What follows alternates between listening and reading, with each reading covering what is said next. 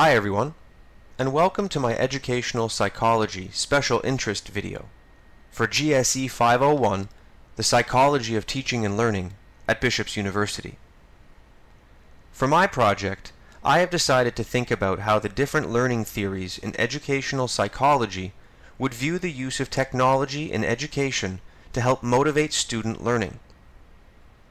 Before I begin, however, let's take a moment to actually reflect on the meaning of student motivation.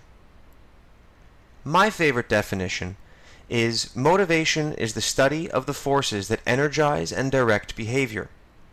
Energy means that behavior is strong, intense, and full of effort. Direction means that behavior is focused on accomplishing a particular outcome. I like this view of motivation. I want to help my students tackle their academic challenges with strong and focused effort. Just like the classic Rocky Balboa movies, I want my students to have the eye of the tiger when they approach a learning situation. Now that I've explained my topic and clarified the term motivation, I think we're ready to begin.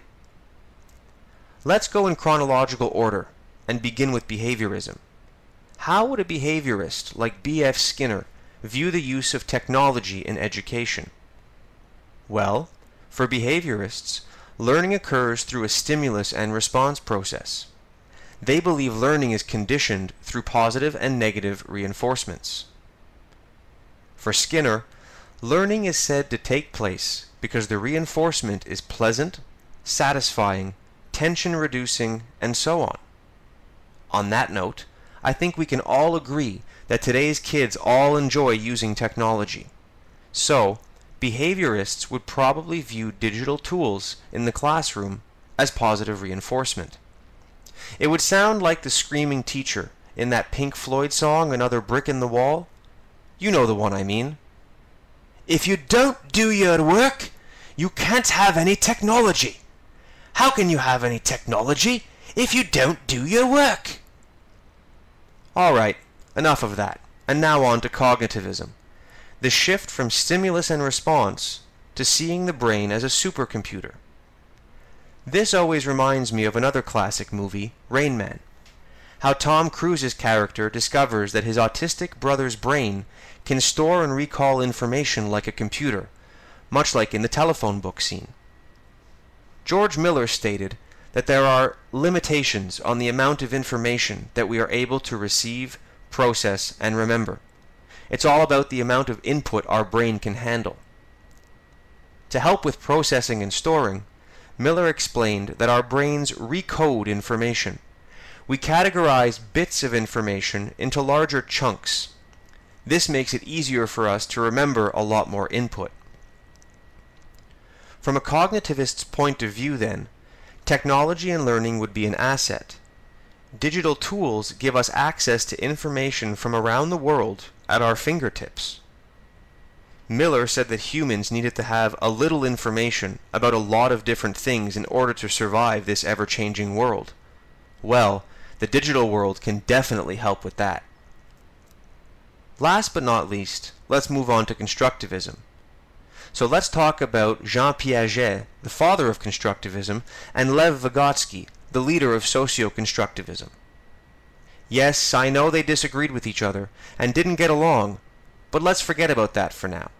They can both fall under the category of constructive interactionists.